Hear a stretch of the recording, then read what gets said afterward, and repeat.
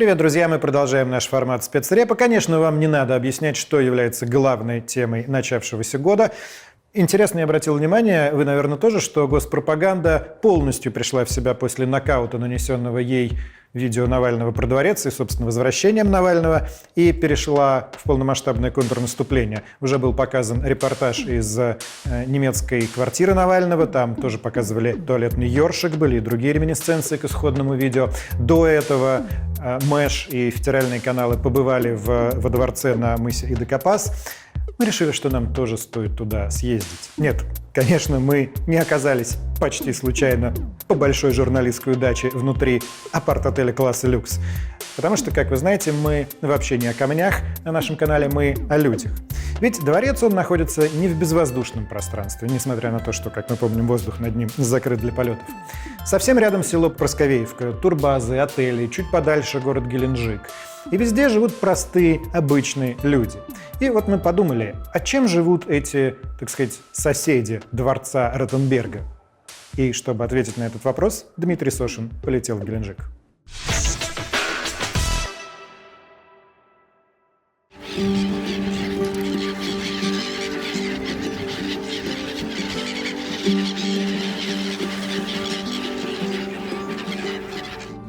Зимний Геленджик, он сонный, медленный, очень ветреный. Это не тот город, когда в июле здесь все буквально кишит людьми, и в каждой кафешке сидят люди, а на пляже некуда положить лежак.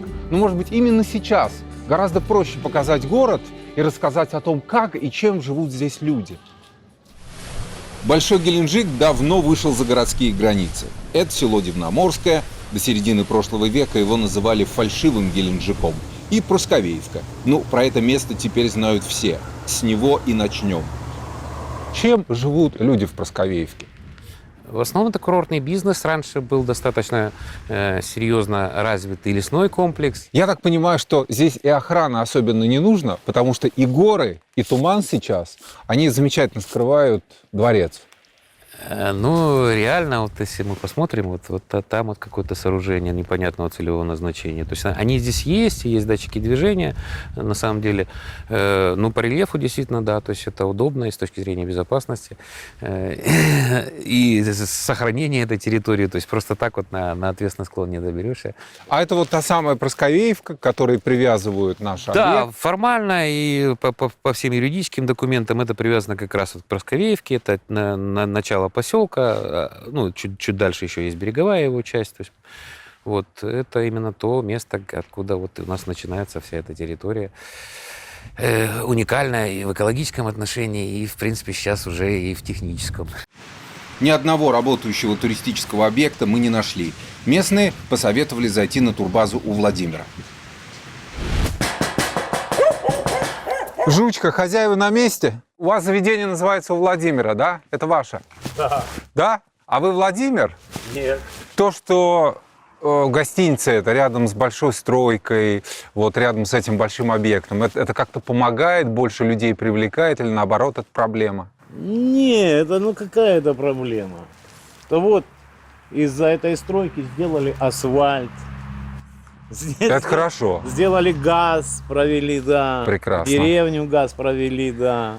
А так не было до этого? А так не было, дороги не было. Вы пустите нас хотя бы немножко поснимать? Мне просто интересно. Такое место забавное. Да, поснимать. Чуть-чуть. Потом меня снимут. Да Не ладно? надо. Нет? Не. За это давно уже все знают. Это резиденция. И все знают, и все знают, что это президентская. Ну, вообще, это как резиденция задумывалась. Резиденция. Бочаров-Ручей, она маленькая территория, а тут чуть побольше. И вот они искали, нашли.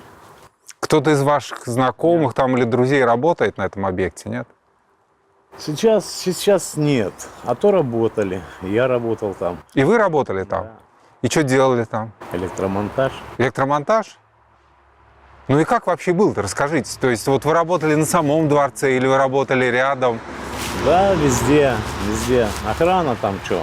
Там, допустим, вот здесь ты работаешь, там пределы тебе раз, туда не заходить, не уходить и все. Платили хорошо? Нормально. Платили нормально. Вовремя? От Москвы вовремя. Вовремя. А что за народ приезжал, там менеджеры? Приезжали московские или местные ребята рулили? Нет. Москва. Москва. Потом кто там? Питерские были. Ну, в общем, со всей страны. Со всей страны Из были. Кирова и откуда только не было. И из Чувашии были. Отовсюду были. Сколько вот людей работало? Можно сказать, тысячи, сотни или сколько вот, ну, при вас, вот, чтобы быть конкретным? Ну, при мне, не знаю. Там таджиков одних только было. Человек 300, если не 500. Мы говорим о дворце, да, вот непосредственно возле основного здания. А дворец, что он там? Ты видел его вообще? Нет, только по видео. Видел.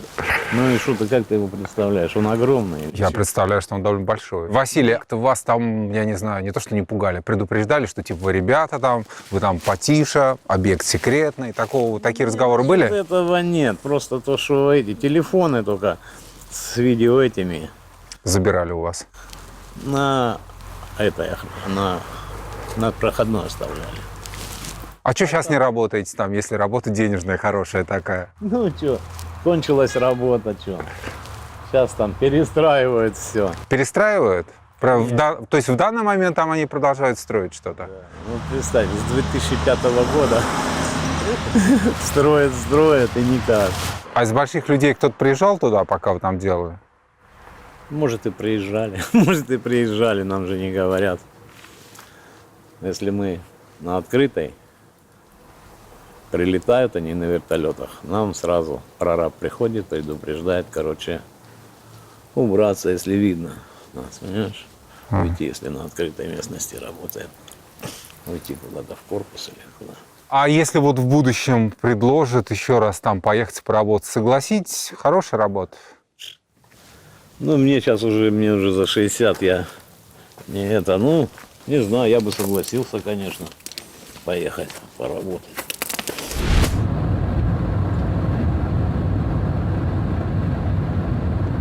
Мы сейчас проехали всю деревню Проскавеевка, снизу с холма спустились и подъехали прямо к пляжу, на стоянку. Первое, что мы увидели на стоянке, это вот эта табличка, совершенно очевидная. No fly zone. То есть это предупреждение для тех, кто хочет запустить здесь дрон. За нами в ту сторону находится, похоже, погранзастава. Возле нее мы только что увидели 2-3 пограничников с оружием. Они как-то быстренько забежали в подъезд. Кто-то быстро вызвал полицию. Нас остановили, проверили и переписали документ. Ну, на каком основании мы должны вам показать? Видите, снимаете нашу заставу. Мы не снимаем вашу заставу, мы снимали въезд на эту парковку. Просто я никаких законов не нарушаю, я это точно знаю. Вот эта вот скала, скажи, что это такое? Вот это вот Это там. памятник природы регионального значения, скала Парус. Вот та самая знаменитая. Да, это именно она является и таким символом самого Геленджика, и, в принципе, абсолютно уникальный объект, то есть которых нету на всем побережье, на всем Черном море. Вот мы с тобой сейчас на пляже, недалеко от Геленджика. Да. Пляж, море. Где граница? Вот где, собственно говоря, она начинается?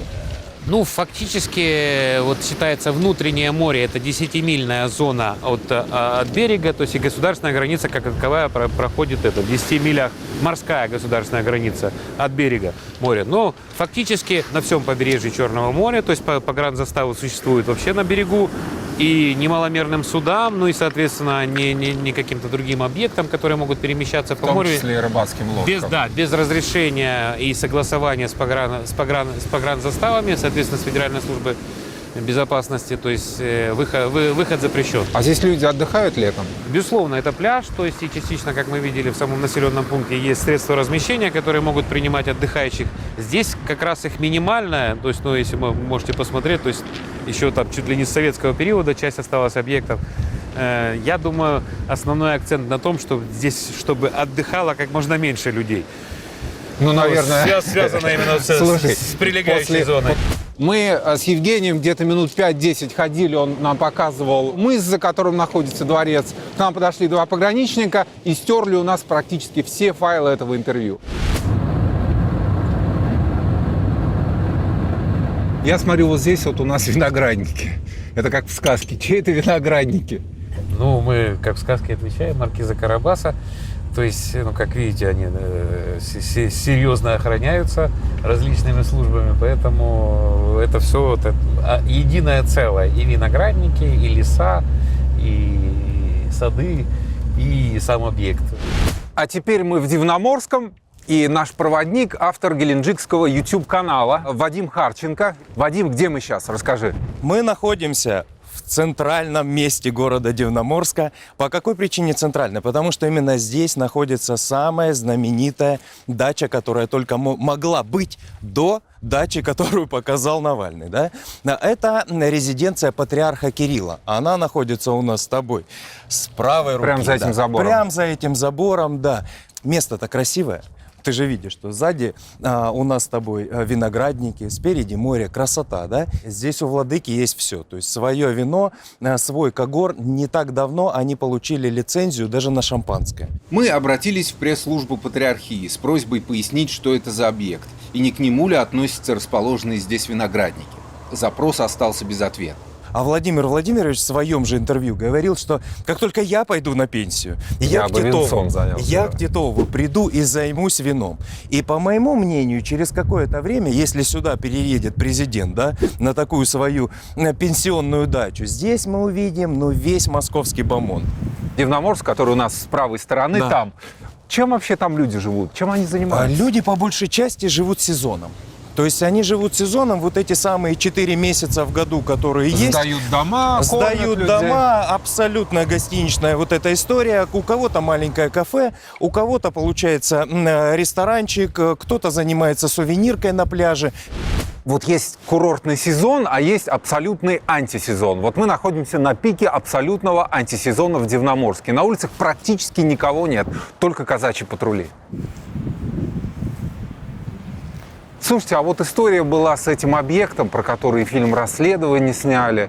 И кто-то говорил, что якобы казаки готовы охранять этот объект. Это бред. Это бред? Ну, нам ничего не говорили. Вам ничего не говорили про это дело? Работаем официально, как бы, Нам ничего не слышно. мы об этом ничего не знаем. Вы вообще это видео как-то смотрели, фильм этот? Какая у вас реакция? А я от одного до двух слышал как-то там.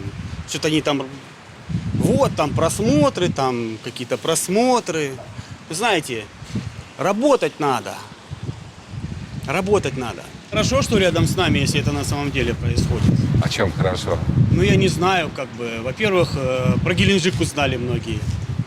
Да? Приедут людей больше отдыхать, наверное. Да. Посмотреть. То есть это реклама будет хорошая? Да, что нет?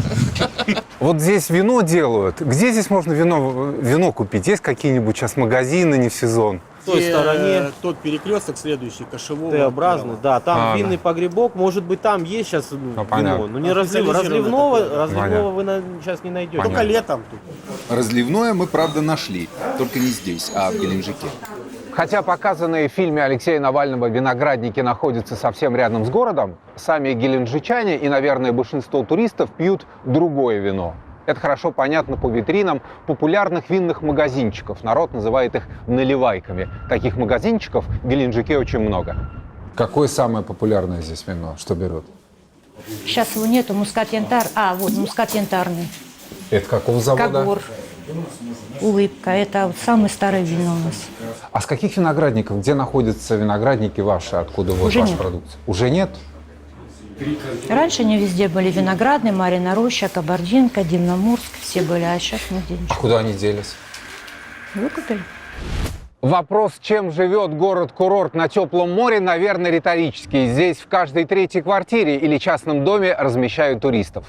Не дворец, конечно, но жить можно, если есть вода в кране и хозяйка выдает чистое белье. Калиточку поднимаетесь, и там у нее рабочее место.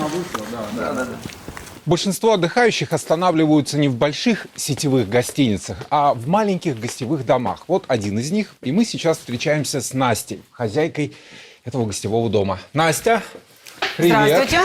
Здравствуйте. Извините, мы чуть-чуть задержались. Дима, очень приятно. Анастасия. Покажите нам хозяйство свое. Да, пройдемте. Первый этаж занимает моя семья, на втором у нас дополнительные комнаты. Ясно. Мы сейчас идем в номер для большой семьи, правильно? Ну да, в комнату, где может разместиться семья Ага. с детьми.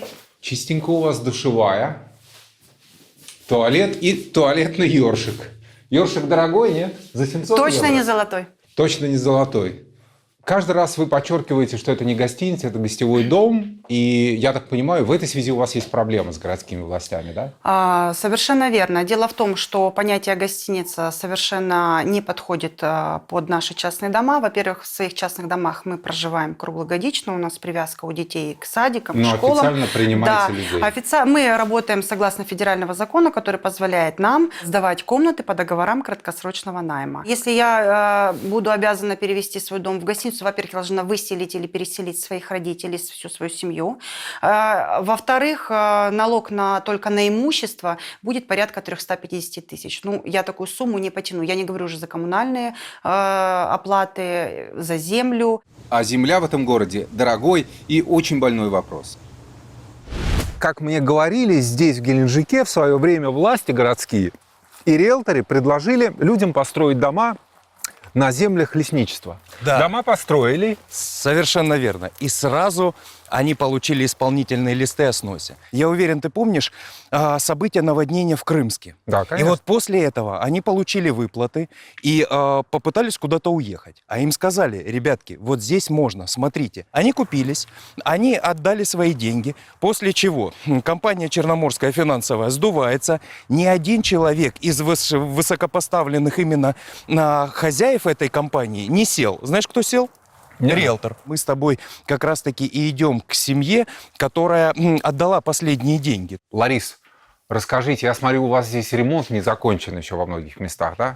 Мы его и не закончили, и не заканчиваю я теперь, поскольку я не вижу смысла вкладывать какие-то деньги и что-то делать. И в общем-то, потому что у нас дом-то под снос. Ну и вот то, что успел сделать муж, вот этот первый этаж для сына, вот тот, в принципе, вот так вот и есть. Поставили что, кухню, ну, своими силами. электричество. Да.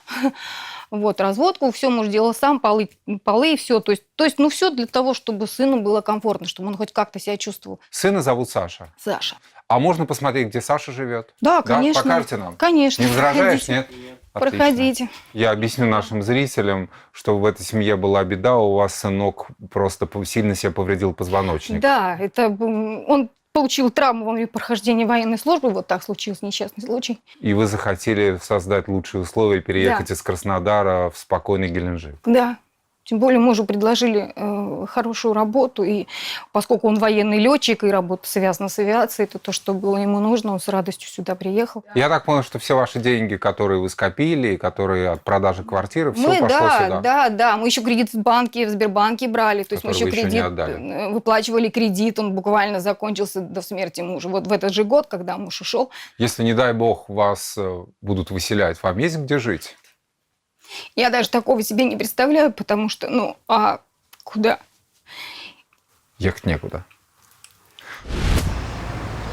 А жителей этого дома никто не гонит, но они сами подумывают отсюда съезжать. Строят здесь довольно быстро, но иногда довольно странно. Большую и шумную развязку на трассе М4 на выезде из Геленджика в сторону Новороссийска возводят прямо под окнами новостройки на улице маршала Жукова. Наверняка вы задали потом вопрос, сказали: вы что, с ума сошли? Вот что вы у нас строите? Никто никому ничего не объяснял, никто не говорил. Обнесли забор, и пришла техника, начала работать. Начали возмущаться. Это проект, это все согласовано, экспертиза пройдена государственная. Говорю, как государственная экспертиза могла это допустить? По данным, когда первый раз представители Автодора здесь были, у них все в норме. 25 это норма от дома. Теперь, получается, на каком расстоянии от вас эта автострада? Ну вот ближайший сейчас от угла дома до угла стены, это эстакады, около 12 метров. Это минимальное расстояние по всем даже гуманитарным нормам, это за гранью. Было ли предложение, может быть, вопрос мой звучит наивно, отодвинуть каким-то образом эстакаду? Или заплатить вам компенсацию и переселить вас куда-то? Не, как переселять? Люди просто, сейчас все люди заложники ситуации. Очень много людей просто за эти 3 месяца продали квартиры. То есть уже просто отказываются? Да, они сразу. Люди приехали на пенсию, люди приехали пожить в тихом, спокойном месте. В Геленджике приезжему сразу бросается в глаза большое количество стройплощадок. Прилетаешь, выходишь из самолета, и вот, пожалуйста, строят новый терминал. А если подъехать ближе к морю, то там возводят новый морской порт и современную марину для яхт.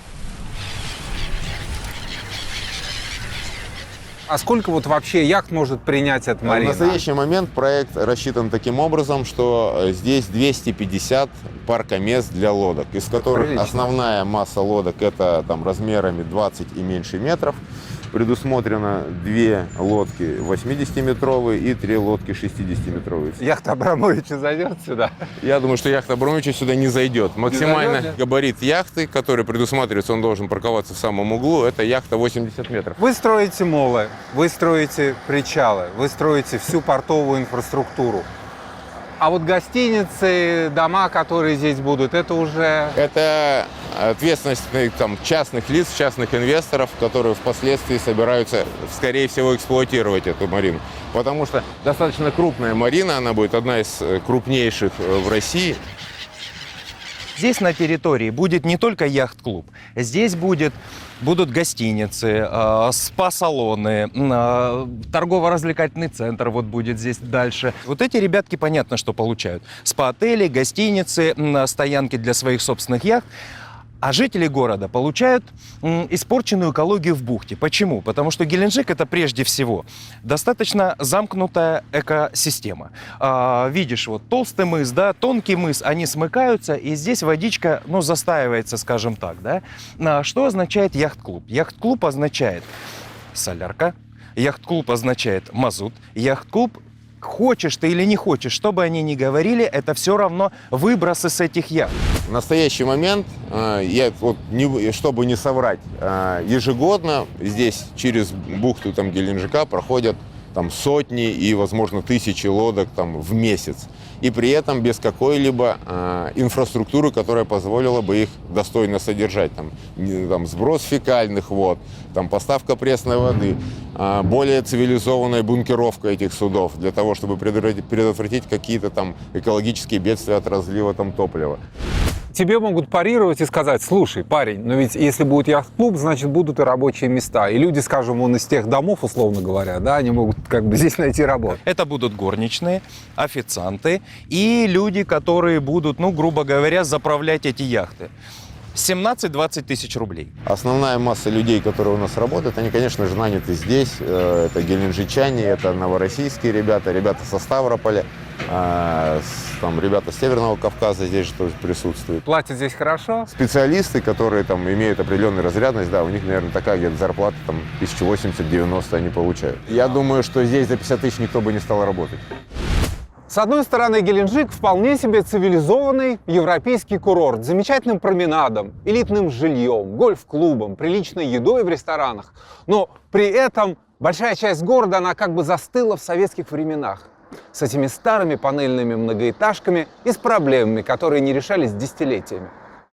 Александр Ливенцев, бард и человек с активной жизненной позицией, в песне «Геленджикская печальная» озвучил основные городские беды. Едет гость в отель с накопителем, без воды сидеть местным жителям.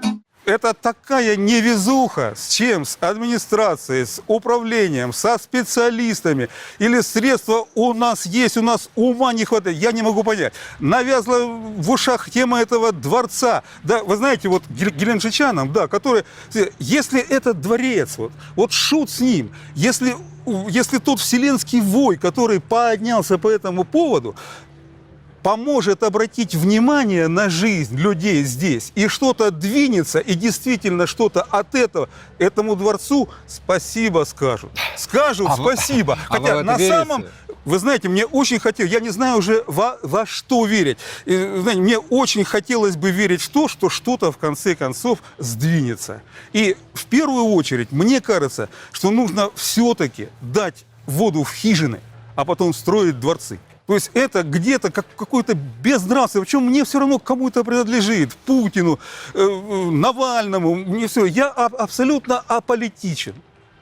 Я не за Путина, не за Навального, я за воду и за нормальную жизнь.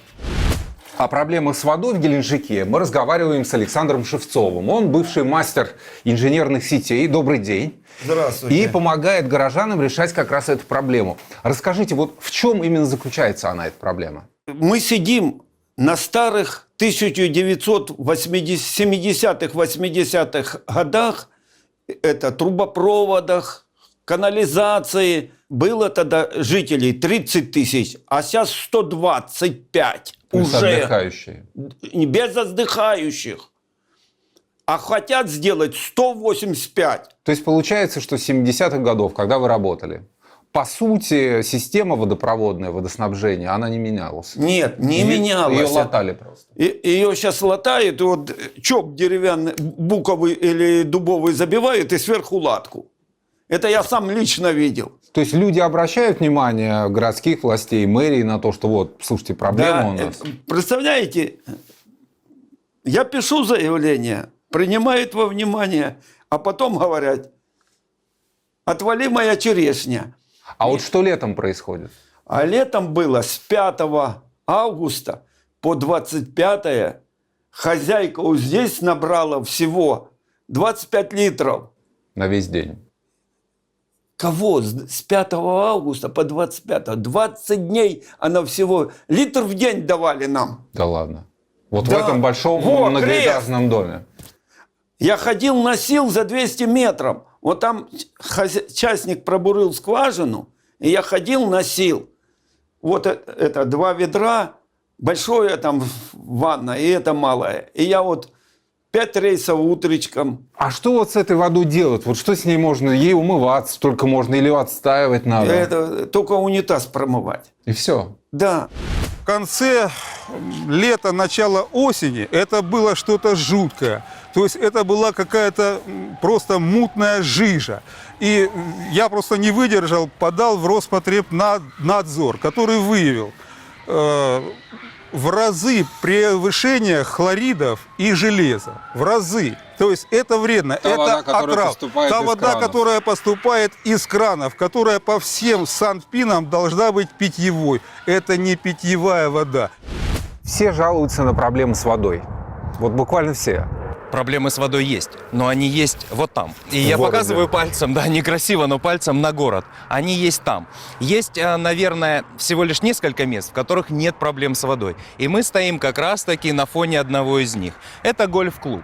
Вы вот можете заметить обширный объем вот этих самых зеленых газонов, да? И вы сами понимаете, что это все необходимо поливать. Летом в городе жара 40-45 под 50. И весь город изнывает без воды. То есть воды нет 3, 4, 5 месяцев. Но у этих ребят каждый день тратятся тонны воды на просто полив своих вот этих газонных территорий. А да? может у них своя какая-то система, где они воду забирают? Здесь система одна. Правда это или нет, сказать мы точно не можем. Администрация гольф-клуба снимать на своей территории нам не разрешила. Но похоже, что вода все-таки у них есть. Вот этот пруд, он принадлежит гольф-клубу. И летом, во время сильной жары, пожарные брали отсюда воду. Практически все городские проблемы ежедневно и очень эмоционально, все-таки южане, обсуждаются в пабликах. Но многие в борьбе за лучший город ограничиваются ядовитыми комментариями. До конца идут в основном боевитые пенсионеры. Они не боятся ругаться с властями, и они объясняют журналистам, что не так. Один из них, Александр Мартынов, тренирует юных боксеров, а в свободное время следит за тем, чтобы в Геленджике чистили и ремонтировали дороги. Я думал, что вы нас пригласите куда-нибудь на окраину, что вы живете в каком-нибудь частном доме на окраине, а мы с вами оказались в центре Геленджика. Да нет. К сожалению, так. В 2012 году тут прошел смерч. Знаете, что он потом ушел в Крымск. Там погибли люди. Здесь у нас погибло 5 человек. А когда будут дорогу хорошую делать, что говорят? А ничего никто не говорит. А что же так не обращают внимания на вот такие вот улочки? Вы наверняка к кому-то и обращались, и писали, скорее всего. Ну как, я же поднял большой такой, как бы сказать, шум. Я подключил депутатов, вот 2 депутата участвовали в этом. Конечно, и глава отреагировал, нам были выделены от ЖКХ перчатки. Я собрал Перчатки? тут перчатки, лопаты, мешки. Только сюда не перчатки, здесь нужны строительные материалы. То, Здесь что надо... вы сейчас видите, мы буквально 2 месяца назад все очистили. То есть вы мусор еще отсюда убрали? Мусор мы убирали. Дороги, это понятно, но тут вот свалка, представляете, это центр бухты, а еще и тут свалка, потому что люди идут и вот гадят. А когда здесь дорогу последний раз ремонтировали? Да сколько? Может 20 лет, может 30 лет. Давайте уступим дорогу, да, Да. вот как раз, да, посмотрим, как здесь дама проедет на своей машине по этой Да, дороге. вот, кстати. Такой геленджикский X3. Вот здесь вот вымыто было так. У меня дочь 1,74 м ростом. Вот представляете, она там в яме такой огромной была. Потом ее Кошмар. немножко подделали, и так вот и заглохло. Я говорю, мы согласны хоть... Ну, я лично, например, у нас большая семья, да, у нас машины. Мы согласны хоть что-то, хоть какие-то маленькие деньги внести. Как говорится, ну, это невыносимо. Так бросьте клич, скажите, А вы геленджичане, давайте сбросимся и починим У нас дороги. народ все считает, что ему кто-то что-то обязан, поэтому это очень сложно. Все эти проблемы, по идее, надо бы обсудить с городским главой. 3 дня мы пытались организовать интервью с мэром Геленджика. На днях он высказал креативную идею вводить во дворец экскурсий. Мэра зовут Алексей Богодистов. И в свое время он прогремел на всю страну, когда в прямом эфире Инстаграма он взял и обматерил свою сотрудницу. Уважаемые жители, с Богом! Дальше трудимся. Спасибо вам большое за вашу поддержку. Вот Скорикова, она сидит, кивает, сует. Она же меня отвлекает, она не понимает, что ли? Пресс-служба мэра до последнего отбивала атаки приезжих журналистов. Встретиться не получилось, но удалось раздобыть его телефон. Алло. Алло, добрый вечер. Добрый. Могу ли я поговорить с Алексеем Алексеевичем? С кем я разговариваю? Вы разговариваете с Дмитрием Сошиным, спецкором YouTube-канала «Редакция». Да, коллеги, чуть-чуть сейчас занят, Алексей Алексеевич. Вы, если что, выходите на пресс-службу и задавайте вопросы. Вы знаете, пресс-служба нам сказала, что мэр уехал в Краснодар, но, как мы выяснили, он в Краснодаре не был, он находился в Геленджике. Поэтому нам принципиально понять, вообще будет ли он общаться с нами или нет. Алло? Алло? Позже мы попросили одного из местных журналистов послушать запись этого телефонного разговора. И, по его словам, голос говорившего с нами чиновника удивительным образом напоминал голос градоначальника. Почему мэр Богодистов от нас так шустро бегает? Вы знаете, да, он не только от вас бегает, он бегает от всех просто журналистов, ну, если не своего, да, скажем так, круга. Мы тоже очень много пытались с ним выйти на связь, то есть с его пресс-службой, которая это вообще отдельный разговор, на самом деле, которая посылает всех просто одним словом далеко, да, там, и так далее, вот. Ну, видимо, что-то есть, что скрывать, на самом деле. А кто управляет городом так? Можно ли там, на самом деле в Геленджике, да, появилось такое негласное название, скажем, между вот, да, жителями местными. Это Мантуровщина.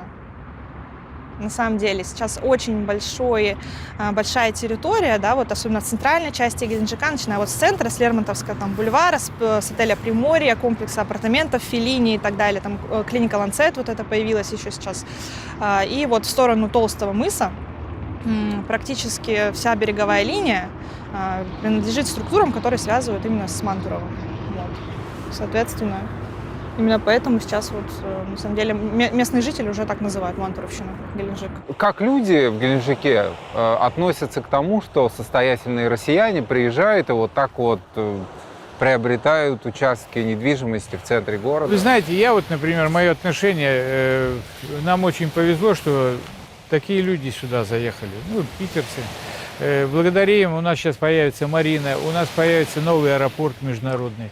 Я человек прогрессивный, у нас вода появится наконец. Если у города не хватает денег, если эта проблема не решается с помощью муниципальных средств, ресурсов и прочее, это дело мэра выбить эти деньги и ресурсы у федералов, у края, у международных фондов, у кого угодно. Нам это на самом деле не суть важно.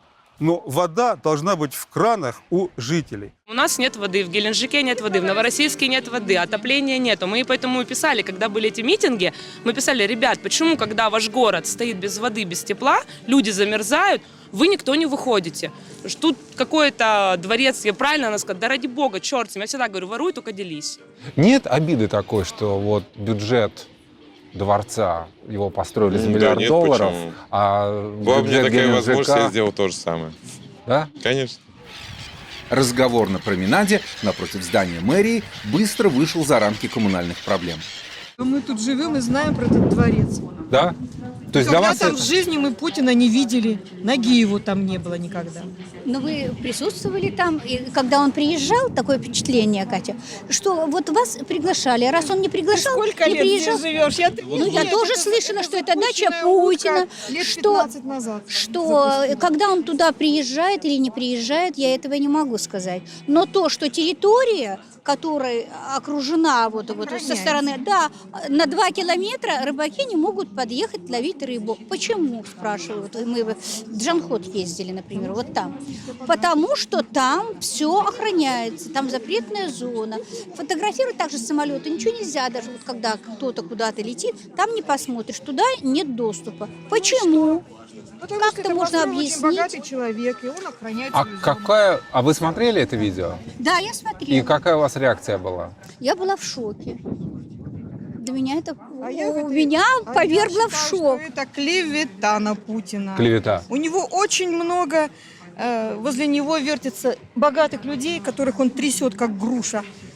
Потому что надо казну пополнять, которые ему желают напакостить. А если это не путинский дворец, то чей это дворец? А зачем ему такой дворец? Он на гособеспечение, во-первых. Во-вторых, нужна ему эта дыра, Просковеевка. Да ладно, там красота такая. Да дыра. Он Там что, вид дурак, какой. что ли? У него он в Сочах есть. Да, где он есть. Да где он? Да нафиг надо, ему некогда шляться по дворцам. Человек работает в поте лица. Ребят, вы что сейчас-то раздуваете? Его лет 15 как построили, этот дворец. Ну, потом же вот Навальный пишет, что его и как бы Он вновь провалился, этот Навальный. разобрали и вновь построили. Вот я смотрела, когда видео смотрела в Ютубе, вот именно сначала там что-то плесенью покрылось, все эти опять деньги куда-то ушли, и опять по новой восстанавливают. Того, чего ты не видела. А вот вы Я сказали... видела в Ютубе, Ну, Ютуб это я фейки поняла. сплошные. Меня туда не приглашали. Фу, Я девочки, там- А за что, вы Фу-фу даже говорить. Навального не любите, так скажите? Потому что он нехороший человек, как вам сказать, редиска.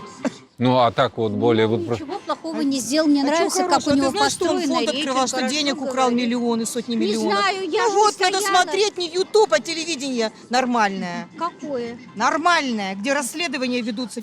Вот это тот самый дворец в Геленджике, который Навальный приписывает Путину.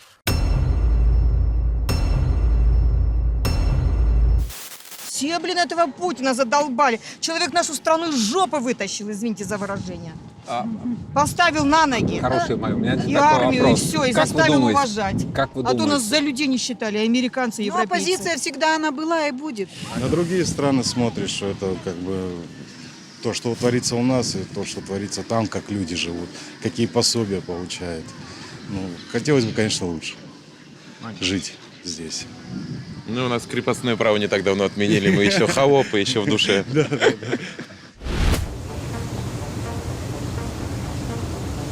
Когда люди говорят, допустим, о разнице между Геленджиком и Москвой, в Москве, мне кажется, все-таки еще есть вот эта возможность, хотя бы маленький шанс социального лифта. Социального лифта. Если ты хорошо работаешь, ты куда-то что-то лезешь, идешь по этой лесенке. А здесь? Здесь он полностью отсутствует. Если у тебя нет друзей, знакомых, родственников, которые будут тебя продвигать, я не знаю, там, через администрацию, через суды, там, работать в прокуратуре. Ведь там в прокуратуре, в Следственном комитете работают дети работников. Понимаешь, дети сотрудников. То есть ты никогда не станешь прокурором, потому что у прокурора уже есть сын. А вы себя геленджичанкой считаете или как? Ведь вы же тоже оттуда. Я себя считаю кубанкой, кубаночкой. Ну, скажем вы так. ведь оттуда, а тем не менее работаете в Краснодаре. Почему так получилось? А где там? Ну вот смотрите, я журналист, хорошо. Где я там буду работать? В Там? газете. Какой? Единственное, это про муниципальной газете. Она Чтобы что, хвалить единственная? Алексея Богодистова. Одна газета в городе? Нет, не одна. Но по сути там вот вся журналистика, это местный телеканал, местная газета. И все работают на власть. Когда я ехал в Геленджик работать, все в Москве, кто знал, говорят: Андрей, боже мой, это же кубаноиды, там, это капец какие люди, там, это тебя обманут, предадут там, в 3 контрольные секунды. За 2 года, что я здесь живу, только хорошее впечатление о городе и о жителях города Геленджика. О всех, без исключения. Это на самом деле офигенный город, здесь живут офигенные люди. Они так переживают и любят свой город. Прекрасный город, который не может за себя постоять. а хотелось бы. И, наверное, надо. Причем законными методами, абсолютно законными методами.